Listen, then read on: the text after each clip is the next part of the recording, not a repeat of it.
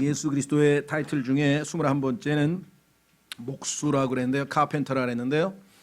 사실은 성경에서 예수님을 향해서 직접 칭호를 한 것보다는 오히려 세상 사람들이 예수님을 보고 이 사람이 이게 목수 아니야?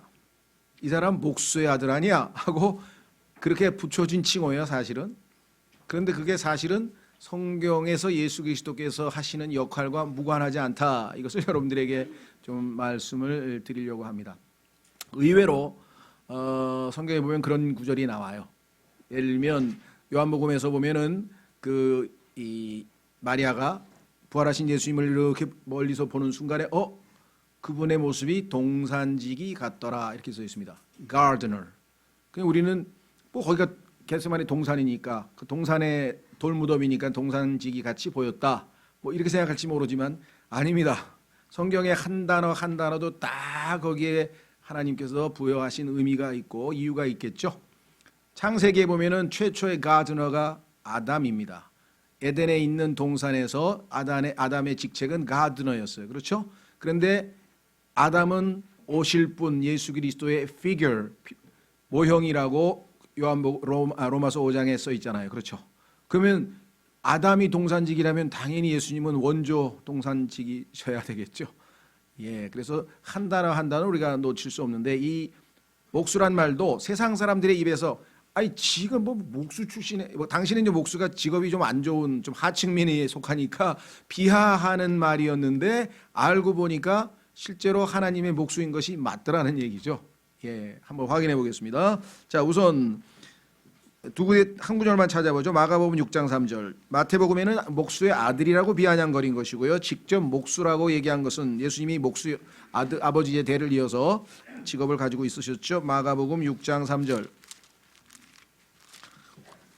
마가복음에 예수님의 목수라는 타이틀이 붙은 것은 또 의미심장합니다. 왜냐하면 마가복음은 사복음서 중에서 종이신 주의 종, 여호와의 종이신 예수 그리스도를 묘사하고 있는 책이기 때문에 목수라는 타이틀이 아주 잘 어울리는 것 같습니다.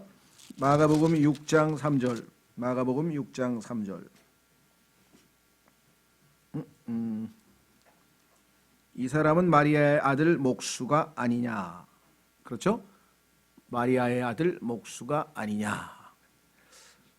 마태복음에는 목수의 아들이 아니냐 이렇게 되어 있습니다. 뭐 같은 것이죠. 예, 목수 아들 이렇게 나와 있는데요. 자, 열왕기하 12장으로 가면 목수가 하는 일은 무엇인가 보니까 하나님의 집을 짓는 사람이에요. 구약에서 처음으로 목수라는 단어가 성경에 등장하는데 그 목수가 하는 일이 하나님의 집을 짓는 자로 묘사되어 있어요. 열왕기하 12장 11절. 열왕기하 12장 11절.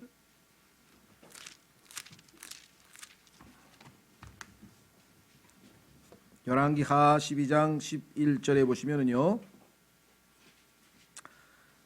그 센 돈을 그 일을 하는 자들 곧 주의 집을 감독하는 자들의 손에 넘겨 주었고 그들은 주의 집에서 일하는 목수와 건축자들에게 그것을 주었으며 사실은 예수님은 목수이시면서 또한 건축자이십니다. 빌더. 예수님께서 마태복음에서 최초로 신약에서 교회에 대한 언급을 하실 때 I will build my church. 내가 내 교회를 build, 세우겠다. 그렇죠?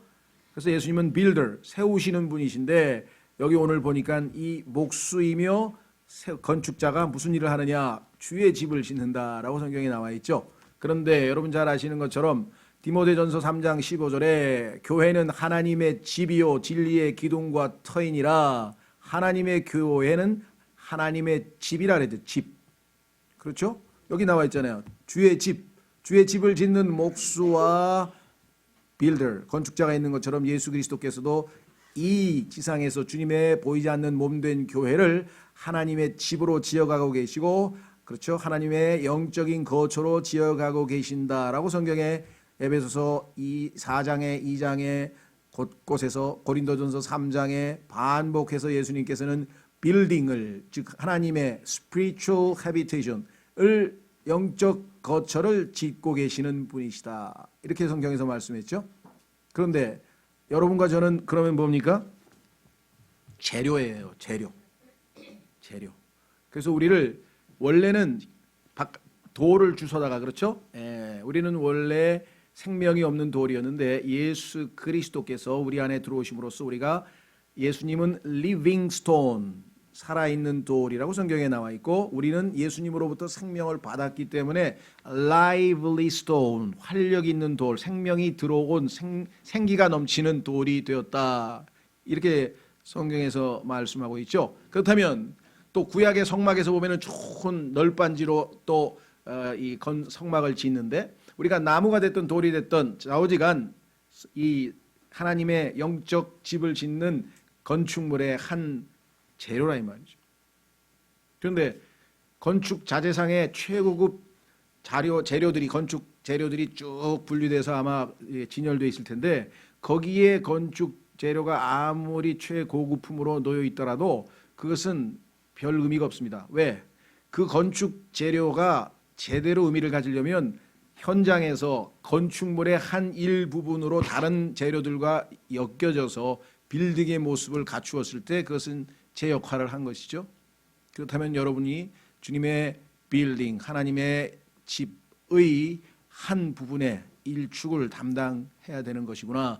내가 그 재료 중에 그 건물의 일부분이구나 라고 하는 의식을 가지고 항상 주님과 보조하며 함께 영적인 거처로 지어져 가는 것, 그것을 우리는 신앙에 있어서의 영적인 건축이라, 하나님의 집이 지어지는 것이죠. 그래서 예수님께서는 우리에게 목수가 되시는, 즉 하나님의 집에서 일하시는 분이시다 라고 하는 표현을 성경에서 우리가 확인해 볼 수가 있습니다. 자, 그 다음에요, 두 번째 오늘 살펴보려고 하는 예수 그리스도의 타이틀은 으뜸 모퉁이 돌, 이렇게 나와 있네요. 으뜸 모퉁이 돌. 자, 이 표현은 베드로전서에 나와 있는데 한번 확인해 보겠습니다. 예수님께서는 역시 이것도 오늘 빌딩 첫 번째 주제와 무관하지는 않죠. 자, 예수 그리스도는 으뜸 모퉁이 돌이 되신다. 거기에 또 다른 신비가 하나 들어가 있어요. 왜냐? 그러면서 동시에 머릿돌이 되신다. 기초석인 동시에 머릿돌. 자, 어떻게 해서 예수님은 그런 분이 되실 수 있었을까? 베드로전서 2장 4절부터 보시면, 베드로전서 2장 4절부터 참으로 사람들에게는 거부당하였으나 하나님께는 선정받은 돌, 보배로운 산돌이신 그분께 나와. 그분은 산돌이시다. 너희도 살아있는 돌들로서 영적 집으로 건축되고. 자, 우리는 스피리추얼 하우스입니다. 그러니까 지금 이 지하 예배당은 예배당이죠. 이거는 하나님의 집이 아니고 하나님의 집인 영적인 집이 모이는 모임 장소. 무슨 말인지 아시겠죠? 여기 분명히 영적 집이라고 되어 있습니다. 영적 집으로 건축되고. 왜 건축이 됩니까? 예수님께서 자신의 뜻을 이루시는 거죠. I will build, 나는 건축하겠다 라고 예수님께서 마태복음에서 자신의 뜻을 펼쳤으니까 지금 현재 그 뜻을 실현하고 계시잖아요. 건축되어 가고 있잖아요. 우리가 지금 건축하고 건축되고, 예수 그리스도를 통해 하나님께서 받으실 만한 영적 희생물을 드리는 거룩한 제사장이 되었도다. 그런즉 성경 기록에도 보라, 내가 선택한 보배로운 으뜸 모퉁이 돌, 이것이 오늘 예수 그리스도의 chief cornerstone이라고 하는 예수님의 타이틀인데요. 으뜸 모퉁이 돌을 시온에 두노니 그를 믿는 자는 당황하지 아니하리라. 그렇죠? 예수님을 믿는 사람은 당황해야 될 이유가 없어요. 왜? 이제부터 이 땅에서 벌어지는 모든 것에 대해서 하나님께서 우리에게 정확한 해석을 해주시고, 그렇죠? 우리에게 일어나는 행불행이 하나님의 주관하에 있음을 알고, 우리가 죽음 후에 어떻게 영원히 미래에 계획되어 있는지 알고 당황해야 될 일이 없어요. 여러분 어떠세요? 예수 그리스도를 믿고 나서 당황하신 적이 있나요? 어렸을 때는 물론 당황하겠죠. 그렇죠? 예축불호에 아직 하나님에 대해서 아는 게 별로 없으니까. 근데 알아가면 알아갈수록 당황해야 될 일이 전혀 없어요. 그죠? 고개가 끄덕끄덕, 아, 그러신 거구나. 그렇죠? 예. 자, 그래서 7절 그러므로 기분께서 믿는 너희들에게는 보배로우시나 불순종하는 자들에게는 건축자들이 거부한 그 돌이 되셨느니라. 바로 그 돌이 그 돌이 모퉁이의 머릿돌이 되고 걸림돌과 실족하게 하는 반석이 되니. 걸림돌이란 말을 또 썼어요. 그 다음에 실족하게 하는 반석이 되니 순종하지 아니하며 이 말씀에 걸려 넘어지는 자들에게 그리 되었나니 그들은 또한 그렇게 되도록 정하여졌느니라. 예수 그리스도에 대해서 하나님께서 인간의 모든 문제, 죄를 포함해서 인간의 모든 문제에 대한 해답, 요즘 얘기하는 솔루션이죠. 해답으로 예수 그리스도를 보내셨습니다. 그런데 그 예수 그리스도를 마음으로 영접하고 그렇죠. 구원자로 받아들인 사람에게는 그분은 이제 으뜸 모퉁이 돌이 돼요. 건물에 있어서 기초석이 돼서 그 위에 세워지기만 하면 무너지지 아니하는 튼튼한 영적 집으로 지어져가는 축복을 누리게 됩니다. 그렇죠? 그런데 그분을 받아들이지 않는 자들은요, 가다가 인생은 나그네 길, 그렇죠? 인생 길을 가잖아요. 가다가 돌뿌리에 걸려 넘어지는 돌이 예수님이 되신다는 거예요.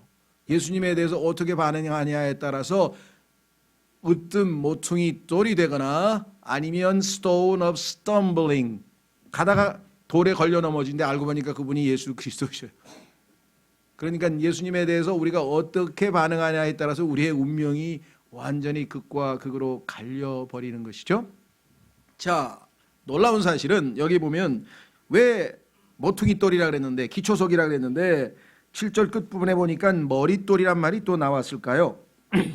이것은 여러분들이 나중에 또 성경에 보면은 deep things of God, 하나님의 깊은 것들 중에 하나님의 우주, 즉 하나님의 온 우주의 구조와 그다음에 하나님의 영적인 지배 구조에 대해서 또 깊이 공부를 하게 되면 온 우주의 구조는 피라미드 형태로 돼 있어요. 그래서 피라미드라고 하는 것은 기초석도 모퉁이고 코너가 있죠. 네 코너 바닥에. 그다음에 위로 올라가면 맨 위에 코너 하나 더 있죠. 그렇죠. 이거는 코너스톤인데 또 뭐예요? 헤드야. 맨 위에 머리잖아요. 그렇죠. 그러한 구조를 갖고 있는 건축물은 유일하게 피라미드만 그런 형태를 가지고 있죠. 그래서 예수님은 모퉁이 돌인데 그 모퉁이가 때로는 헤드스톤이 된다고, 머릿돌이 된다고 성경에 또 돼 있어요. 왜? 온 우주 만물에서 우리는 몸이고 예수님이 뭐래요? 머리시잖아요. 그러니까 건축물에서도 마지막 맨 위에 완성할 때 올리는 머릿돌, 기초석은 처음에 시작할 때 믿음의 창시자요 완성자이신 예수님이 마지막 머릿돌이 되셔서 온 우주의 하나님의 가족, 하나님의 집이, 영적인 집이 완성이 될 것이다 라는 것이죠. 그것을 흉내낸 사람이 마귀인데, 나중에 여러분들 $1 지폐에 보면은 뒷부분에 가면은 그 피라미드가 딱 그려져 있고 눈알이 하나 딱 그거 나중에 궁금한 사람은 또 하여간 그래서 왜 예수님은 모퉁이 돌이면서 코너스톤인데 동시에 또 머릿돌이 될 수 있는가? 교회를, 하나님의 건축을 I will build라 그러지. 예수님이 시작하신 분이고 맨 마지막에 완성하시는 분이 예수 그리스도이기 때문에 예수님은 머릿돌도 되신다. 그렇게 성경에 나와 있습니다.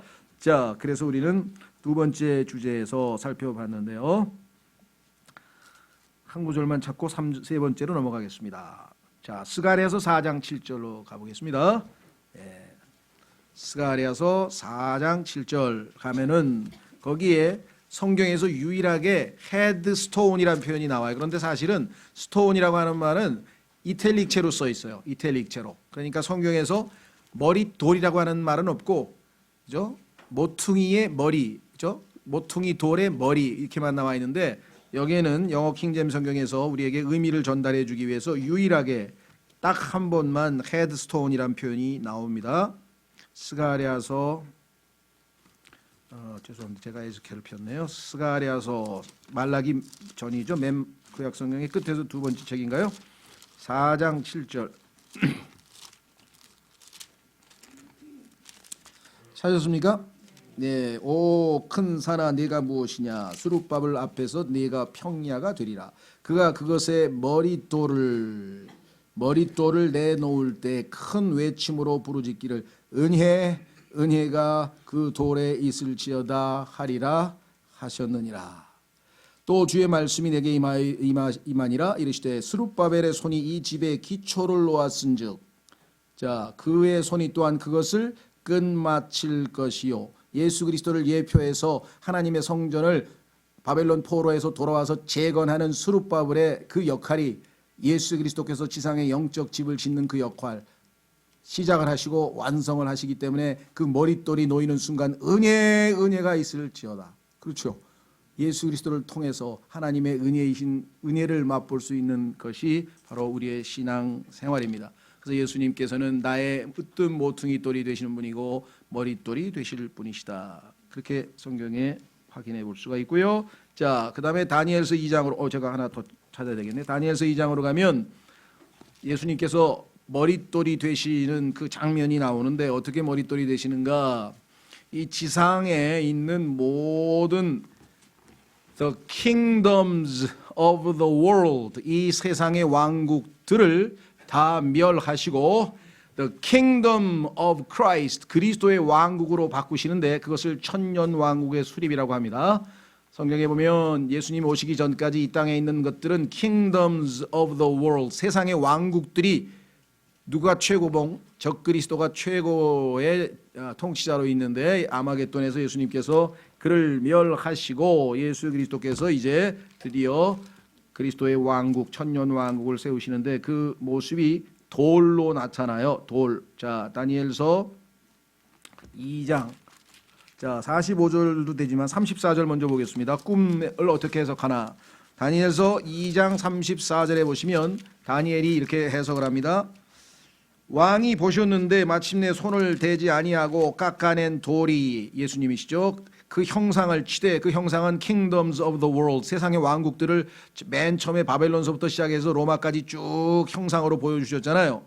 쇠와 진흙으로 된 그의 두 발을 쳐서, 쇠는 악한 영, 즉 사탄과 연관이 있고 진흙은 인간인데요. 이 적그리스도가 다스리는 이 희한한 왕국, 마지막 때에 적그리스도의 왕국을 마지막으로 멸망시키실 것이다. 그의 두 발을 쳐서 그것들을 산산조각 내매 그때 쇠와 진흙과 놋과 은과 금 kingdoms of the world라 그랬어요. 세상의 왕국들이 다 산산조각 나서 여름 타작마당에 겨같이 되어 바람에 쓸려가므로 그것들의 자리를 찾지 못하였은즉 그 형상을 친 돌은 예수 그리스도는 큰 산 왕국을 이루어 온 땅을 채웠나이다.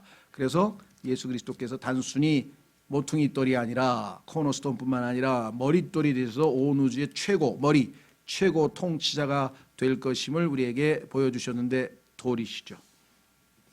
그래서 어떤 사람들도 자기 이름에다 돌 집어넣는 사람 있죠. 돌. 아인슈타인. 어스톤이에요. 돌 하나. 어스톤. 아인슈타인. 우리나라에도 일석 누구 있었죠? 누군가? 이승. 국어 학자 중에 그 자기 호가 일석이에요. 이 사람 혹시 예수님을 아시는 분인가? 잘은 모르겠어요. 예. 자, 그래서 우리는 세 번째 주제로 넘어가겠습니다. 예수님은 돌이시다. 나도 돌이죠. 살아있는 돌, lively stone. 45절도 같은 내용입니다. 그 해석입니다. 예, 똑같은 해석입니다. 그래서 앞부분이 더 정확하게 나와 있어서 설명을 드렸고요. 같은 구절. 그다음에 23번 예수님의 타이틀의 23번째는 컴포터, 위로자이신데요. 예수님 자신이 위로자라고 하는 명칭은 안 나오지만 예수님께서 말씀하실 때 성령님에 대해서 언급하시면서 하나님께서 또 다른 위로자를 보내실 것이다. 그 얘기는 내가 너의 지금까지는 위로자였는데 내가 가고 또 다른 위로자를 보내신다고 했으니까 당연히 예수님이 위로자라고 하는 것을 인정하신 것이겠죠. 자, 요한복음 14장 16절. 여러분들 중에는 이게 제일 좋아 그러신 분이 있어요? 그렇죠. 이 세상에서 우리가 위로가 필요할 때 위로자이신 예수님을 의지해서 위로를 얻어본 경험이 있으니까 우리가 정말 예수님은 위로자 맞으시다 수긍이 가죠. 그렇죠. 예. 확인해 보겠습니다.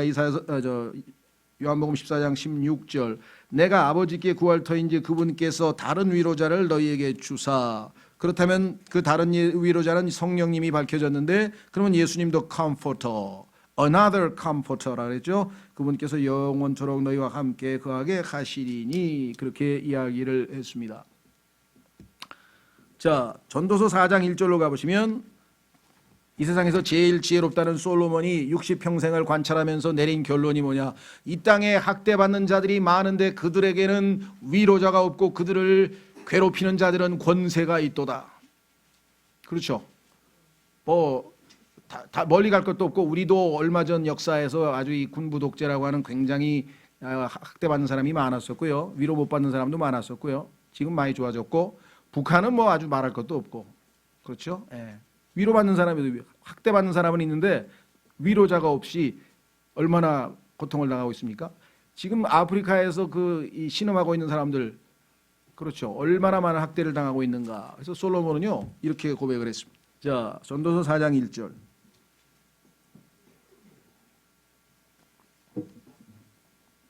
그러므로 내가 돌이켜 해안에서 이루어진 모든 학대를 깊이 살펴보았노니 보라 학대받는 자들의 눈물이라. 그들에게는 위로자가 없었도다. 그들을 학대하는 자들의 편에는 권세가 있었으나 그들에게는 위로자가 없었도다. 그래서 2절 3절에서는요 차라리 안 태어나는 아이죠. 차라리 죽는 게 더 낫다 그랬어요. 태어난 사람은 지금 현재 살아있는 사람은 학대를 당하고 있고 이 학대에는 영적인 학대도 있습니다. 마귀에게 학대당하는 걸 사람들이 잘 몰라서 그렇지 영적인 학대도 있어요. 그 다음에 또 앞으로 태어날 사람은 나중에 학대 또 경험할 거 아니에요. 그러니까 차라리 죽은 사람이 제일 편하네 라고 굉장한 회의주의를 지금 여기서 보여주고 있죠. 7장으로 가보세요. 7장 7절. 솔로몬은 지식인이고 똑똑한 사람인데 자기의 능력으로 이 학대받는 사람들에게 뭔가 도와줄 수 있는 능력이 없을 때 이 사람들을 어떻게 해볼 도리가 없을 때 어떻게 되겠습니까? 가슴이 답답하겠죠. 예. 이 세상에서 일어나는 모든 학대, 모든 모순덩어리, 이 세상에서 벌어지는 납득할 수 없는 불의함, 정의롭지 못한 일들 이런 모든 일을 앞에 두고 지식인이라면 당연히 괴로울 거고요. 그래서 뭐 과격한 체게바라처럼 혁명가가 되든지 아니면 뭐 해밍웨이처럼 자살을 해버리든지 아니면 마약과 술로 이 세상을 잊어버리고 알더스 헉슬리처럼 살든지 지식인 중에서는 그 방법밖에 없어요. 왜냐하면 납득할 수 없는 일이 머리는 좋은데 이해할 수 없는 일들이 이 세상에서 너무 많이 일어나니까 우리는 성경을 통해서 그 원인이 창세기 3장의 죄요 타락이요 이에 대한 하나님의 저주였음을 우리는 성경을 통해서 아는데 모르는 사람은 답답한 노릇이죠. 그래서 미칠 지경이라고 7절 보세요. 7장 7절. 참으로 학대는 지혜로운 자를 미치게 하며 얼마나 이 표현이 적나라합니까?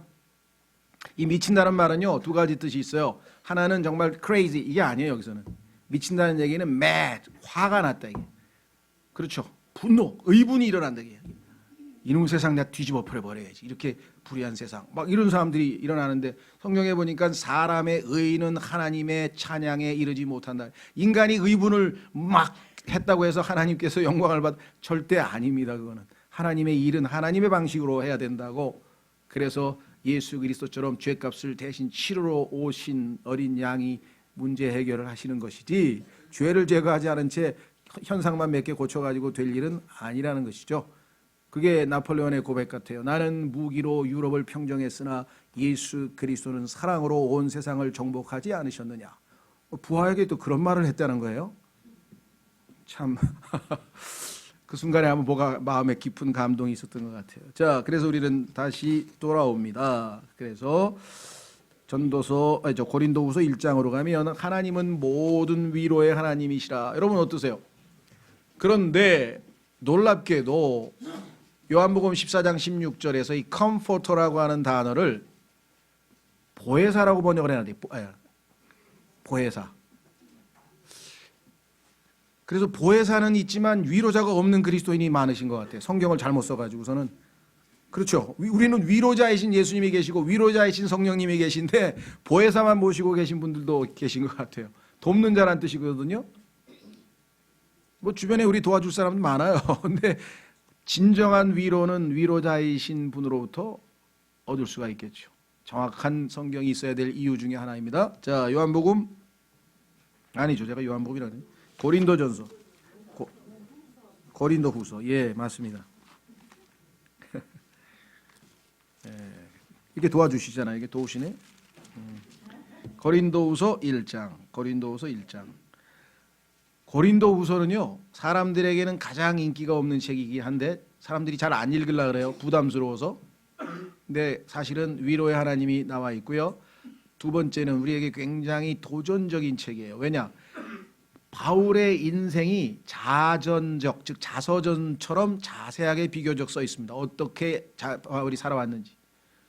그런데 그렇게 어마어마하게 힘든 인생을 살았는데 바울은 그것을 다 이겨내고 기쁨으로 승리했다는 게 결론이에요. 그렇다면 여러분과 제가 이 별로 힘들지도 않은 인생에서 계속 짜증을 내고 불평하는 게 얼마나 부끄럽냐 이 말. 그리고 용기를 얻잖아요. 아, 이런 상황에서도 하나님이 역사하시면 놀라운 본이 되는 하나님께 영광을 돌리는 삶을 살 수 있다? 그렇다면 나도 왜 못 살겠어요? 같은 주님을 모시고 있는데. 그렇죠? 그래서 어떤 면에서 보면 굉장히 도전이 되는 책이 고린도후서입니다. 첫 번째 3절 보시면 하나님을 찬송하시하리로다. 그분은 곧 우리 주 예수 그리스도의 아버지시요. 그러면서 동시에 우리 아버지시잖아요. 그렇죠? 긍휼의 아버지시며 모든 위로의 하나님이시니라. 그분께서 우리의 모든 환난 중에서 우리를 위로하심은 우리 자신이 하나님께 위로받을 때 얻는 위로를 힘입어 우리가 어떤 고난 중에 있는 자들도 능히 위로하게 하려 하심이라. 그렇죠. 자기가 경험한 고통은 다른 사람에게 위로를 해주면 그 사람에게는 훨씬 힘이 되는 거예요. 왜? 이 사람도 나 같은 고통을 경험해 봤으니까. 그렇죠? 그래서 여러분이 겪은 그 고통을 통해서 같은 고통을 겪고 있는 사람을 위로하시기 위해서 하나님께서 여러분을 하나님의 일꾼으로, 위로를 담당할 일꾼으로 쓰시기 위해서 때로는 고통도 당하게 하신다라는 게 여기 써 있네요. 그렇죠? 자, 그다음에 5절 그리스도의 고난이 우리 안에 넘치는 것 같이 우리의 안위도 그리스도로 말미암아 넘치는도다. 우리가 고난을 당해도 그것은 너희의 안위와 구원을 위한 것이요 또한 우리가 위로를 받아도 그것은 너희의 안위와 구원을 위한 것이니 이 구원은 우리가 당하고 있는 동일한 고난을 견디게 하는데 효력이 있느니라. 자, 위로자이신 하나님께서 누구를 통해서 위로를 하시냐 거기 써 있죠. 5절에 그리스도로 말미암아. 자, by Christ. 하나님은 직접 일하시는 게 아니라 항상 아들을 통해서 역사하시죠. 아드님이 하나님과 인간 사이의 유일한 중재자라 그러셨잖아요. 그렇죠? 우리의 기도도 예수님을 통해서 올라가고 하나님의 은혜도 예수님을 통해서 우리에게 제공되고 따라서 예수님은 우리의 하나님의 위로를 우리에게 전해주시는 위로자 되시는 분이시다라고 성경에 분명하게 나와 있습니다. 자, 네 번째 죄송합니다. 오늘의 네 번째 조언자 카운슬러라 그랬는데요. 이사야서 9장 6절 예수님의 타이틀이 거기에 여러 개가 한꺼번에 나왔어요. 이사야서 9장 6절은 정말 성경에서는 뭐 보기 드물게 압축되어 있습니다. 아주 어마어마한 내용이 들어 있는데요. 이사야서 9장 6절. 이사야서 9장 6절. 이는 한 아이가 우리에게 태어났고 한 아들은 우리에게 주셨는데 차이점을 아시겠어요? 아이는 태어났어요. 왜? 예수님의 인성이에요. 인간으로서의 예수님은 태어났어요. 그러나 신성을 지니신 하나님의 아들이신 예수님은 하나님께서 희생물로 우리에게 주셨어요. 하나님의 아들은 태어나신 게 아니에요. 하나님의 아들은 영원전부터 계신데 어떻게 태어나요? 그래서 여기 나와 있잖아요. 한 아들은 우리에게 주셨는데 성경이 얼마나 정확한지 아시겠죠? 그의 어깨에는 정권이 놓이고 재림이네요. 초림 얘기인데 벌써 재림 얘기를 하고 있어요. 성경이. 간극이 있겠죠. 간극이 없을 수 없습니다. 2000년이나 있어요. 이런 게 성경에 자주 나옵니다. 그의 이름은 놀라우신 이 wonderful. 어떻게 표현할 수가 없어. 그냥 놀라우신 분이라고 밖에는. 그 다음에 좋은 자, counselor. 강하신 하나님, 영존하는 아버지, 평화의 통치자라 할 것이기 때문이라. 자, 여기에서 좋은 자, 카운슬러라고 하는 이름이 나와 있습니다. 그래서 어떻게 카운슬링을 하시는가? 물론 기도를 통해서 마음에 하나님의 말씀을 떠올리게 하시고 또 다양한 방식으로 환경을 통해서 우리에게 카운슬링을 하실 수 있지만 정확한 카운슬링을 받으려면 정확하게 하나님의 말씀을 통해서 우리가 카운슬링을 받아야 되겠죠. 확인해 보겠습니다. 사도행전 20장 27절. 사도행전 20장 27절. 그래서 바울은 카운슬러이신 예수 그리스도를 사람들에게 알리기 위해서 하나님의 모든 계획, counsel, all the counsel of God, 모든 계획을 다 설명해 줬다. 창세기 1장 1절부터 계시록 22장 마지막 21장 마지막 순간에 22장 마지막 순간에 하나님이 가지고 계신 모든 계획들을 남김없이 샅샅이 다 가르쳐 주었기 때문에 나는 책임을 다했다. 이렇게 고백을 하는 장면이 사도행전 20장 27절입니다. 사도행전 20장 27절 이렇게 얘기를 했죠. 26절부터 그러므로 내가 이날 너희를 데려다가 증언하게 하거니와 내가 모든 사람의 피로부터 깨끗하다. 왜? 이는 내가 지금까지 회피하지 아니하고 하나님의 모든 계획을 너희에게 밝히 말하였기 때문이라. All the counsel of God. 예수님은 카운슬러라 그랬죠.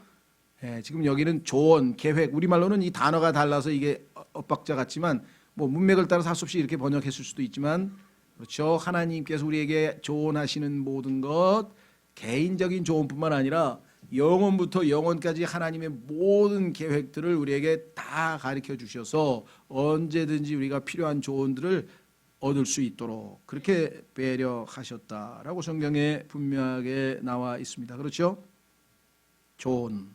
조언자이신 예수 그리스도. 여러분 얼마나 그분께 조언을 얻으려고 하십니까? 그렇죠? 우리 이 카운슬링 해주시는 분 중에 대표적인 분들은 우리 학교에 보면 이제 진로 상담할 때 상담자란 뜻이죠. 또 조언자란 뜻도 되지만 우리말로 달리 번역하면 상담자란 뜻도 되잖아요. 그렇죠? 가서 제가 진로를 그러면 뭐 검사도 해서 적성도 알고 뭐 여러 가지 IQ도 검사하고 해서 이렇게 해서 이런 직업을 택하는 게 어떻겠냐 이렇게 상담도 해주죠. 그다음에 그 이외에도 요즘에 뭐 카운슬링 받아야 될 게 얼마나 많습니까?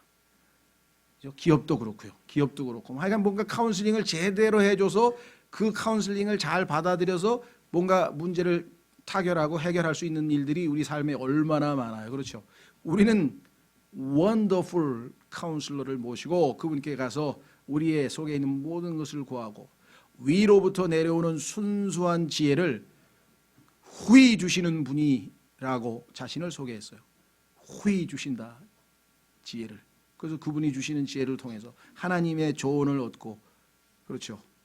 여러분들의 삶에 있어서 원더풀 카운슬러이신 예수 그리스도를 얼마만큼 우리가 실제적으로 삶에서 체험하고 적용하고 실천하고 이것이 풍성한 삶의 일부라는 것이죠. 자, 마지막으로 다섯 번째 이 단어는 성경에서 한 번밖에 안 나오는 단어인데요. 신약에는 다른 표현이 나와 있습니다. 일단은 예수 그리스도가 중재인이다라고 하는 표현인데요. 한번 확인해 보겠습니다. 욥기 9장으로 가면 욥은 자신의 처지에 대해서 하나님께 할 말이 많았는데 하나님 앞에는 두려운 위험이 있기 때문에 감히 나아갈 수가 없잖아요. 하나님은 두려우신 분이기 때문에 감히 나아갈 수가 없으니까 중재인이 하나 있어서 다리를 좀 놔줘야 될 거 아니에요. 그렇죠? 그렇죠? 다리를 좀 놔줘야 되는데 아무리 찾아봐도 하나님과 자기 중간에 중재해 줄 사람이 없어서 답답함을 토로하고 있는 장면이 바로 욥기 9장에 나와 있습니다. 자, 한번 확인해 보겠습니다. 32절 욥기 9장 32절에 보면요. 자신의 처지를 다 하나님 앞에 아뢰고는 싶은데 누가 나를 다리를 놔줘서 하나님 앞에 나아갈 수 있느냐. 32절 그분은 나처럼 사람이 아니시므로 내가 그분께 대답할 수도 없으며 우리가 함께 재판을 받으러 갈 수도 없고 우리 사이에는 우리 둘 위에 손을 얹을 중재인도 없도다. 하나님은 하나님이시고 인간은 인간이기 때문에 누군가가 하나님이시며 인간이신 분이 하나 있어야 양쪽을 하지 중재를 하지. 무슨 말인지 이해가 되시겠어요? 왜 하나님이신 예수 그리스도께서 굳이 인간의 몸을 입고 이 땅에 오셔서 인성을 갖추셔야 했는가? 그것은 중재인이 되시기 위해서 그렇습니다. 인간에 대해서도 다 알고 하나님에 대해서도 다 알고 양쪽 진영에 대해서 잘 아는 사람이야 중재인이 될 수가 있겠죠. 그렇죠? 자, 그래서 여기 보시면 우리 둘 위에 손을 얹을 중재인이 없도다라고 지금 아주 괴로워하고 있는 장면이 나오는데 자, 그러면 신약 성경으로 돌아와서 디모데전서 2장으로 와보겠습니다. 디모데전서 우선 욥기에서 한 구절 더 찾죠. 욥기 37장으로 한번 가보겠습니다. 몇 장 더 넘기시면 욥기 37장에 가시면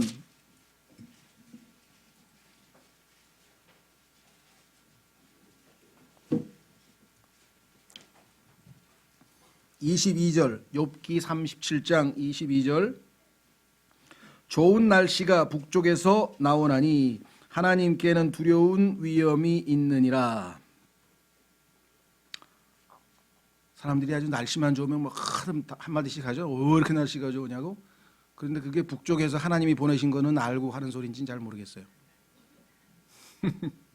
자, 근데 그분은 두려운 위험이 있어. 두려운 위험이 있어. 그래서 욥은 하나님 앞에 감히 자신의 그 추악한 모습이 하나님 앞에서 다 도저히 갈 용기가 안 나는 거예요. 누군가 다리를 놔줄 사람이 필요한데 없어. 그래서 답답함을 토로했죠. 23절 보세요. 거기 전능자로 말하건대 우리가 그분을 찾아낼 수 없나니 그분께서는 권능과 판단의 공의와 풍성한 정의에서 뛰어나심으로 사람을 괴롭게 하지 아니하시리로다. 그러므로 사람들이 그분을 두려워하나니 그분께서는 마음이 지혜로운 어떤 자도 중히 여기지 아니하시느니라 하니라. 하나님과 인간은 누군가 중재자가 있지 않고는 같이 앉을 수가 없어요, 자리에. 그래서 예수 그리스도가 필요하다. 디모데전서 2장 5절.